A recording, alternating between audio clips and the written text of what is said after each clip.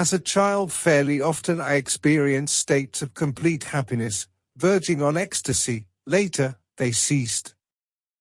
Since I came to India, they reappeared, particularly after I met you. Yet these states, however wonderful, are not lasting. They come and go, and there is no knowing when they will come back. How can anything be steady in a mind which itself is not steady? How can I make my mind steady? How can an unsteady mind make itself steady? Of course it cannot. It is the nature of the mind to roam about. All you can do is to shift the focus of consciousness beyond the mind. How is it done? Refuse all thoughts except one, the thought I am. The mind will rebel in the beginning, but with patience and perseverance it will yield and keep quiet. Once you are quiet, things will begin to happen spontaneously and quite naturally without any interference on your part. Can I avoid this protracted battle with my mind? Yes, you can. Just live your life as it comes, but alertly, watchfully, allowing everything to happen as it happens, doing the natural things the natural way, suffering, rejoicing as life brings.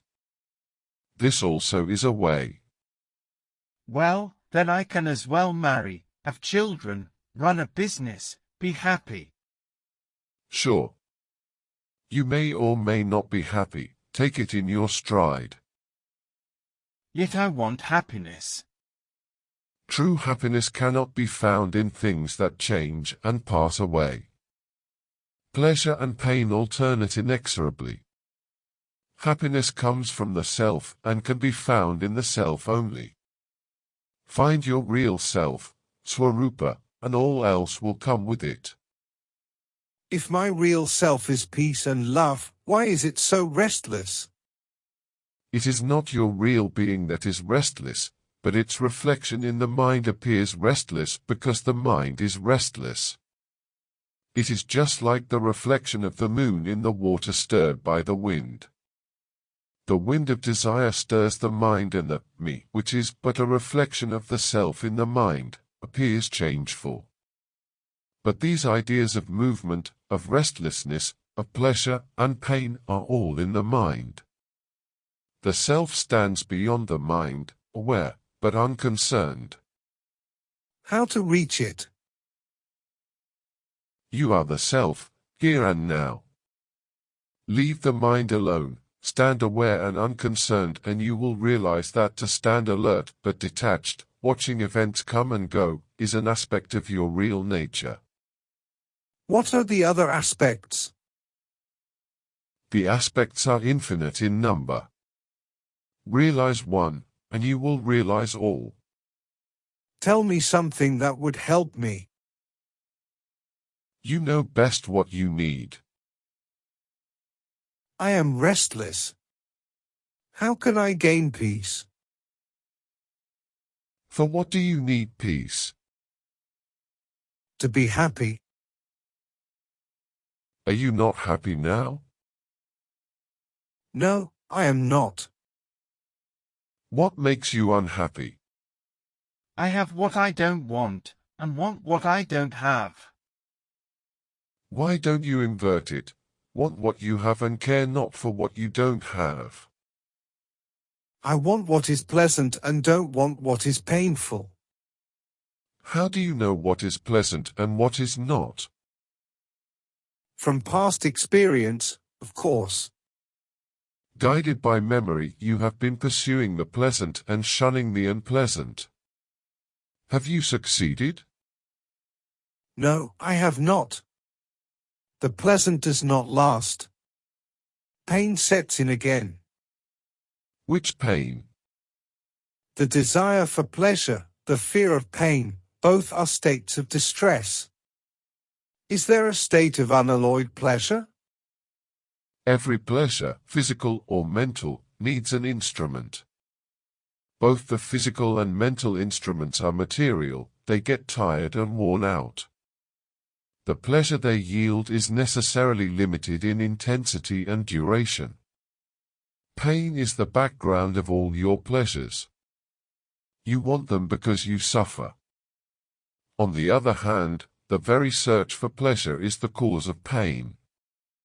It is a vicious circle. I can see the mechanism of my confusion, but I do not see my way out of it. The very examination of the mechanism shows the way. After all, your confusion is only in your mind, which never rebelled so far against confusion and never got to grips with it. It rebelled only against pain. So, all I can do is to stay confused? Be alert. Question, observe, investigate, learn all you can about confusion, how it operates, what it does to you and others. By being clear about confusion, you become clear of confusion. When I look into myself, I find my strongest desire is to create a monument, to build something which will outlast me. Even when I think of a home, wife and child, it is because it is a lasting, solid testimony to myself. Right, build yourself a monument. How do you propose to do it? It matters little what I build, as long as it is permanent. Surely, you can see for yourself that nothing is permanent. All wears out, breaks down, dissolves. The very ground on which you build gives way. What can you build that will outlast all? Intellectually, verbally, I am aware that all is transient. Yet, somehow my heart wants permanency. I want to create something that lasts. Then you must build it of something lasting. What have you that is lasting? Neither your body nor mind will last. You must look elsewhere. I long for permanency, but I find it nowhere.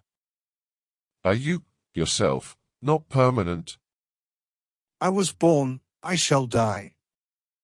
Can you truly say you were not before you were born, and can you possibly say when dead, now I am no more?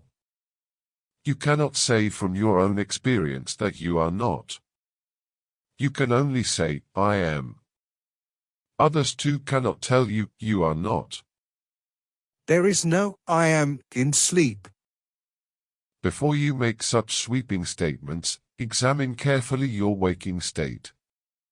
You will soon discover that it is full of gaps when the minute blanks out. Notice how little you remember even when fully awake. You just don't remember. A gap in memory is not necessarily a gap in consciousness. Can I make myself remember my state of deep sleep? Of course. By eliminating the intervals of inadvertence during your waking hours, you will gradually eliminate the long interval of absent-mindedness, which you call sleep. You will be aware that you are asleep. Yet, the problem of permanency, of continuity of being, is not solved.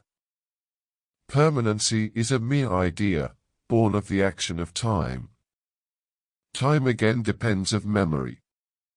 By permanency you mean unfailing memory through endless time. You want to eternalize the mind, which is not possible.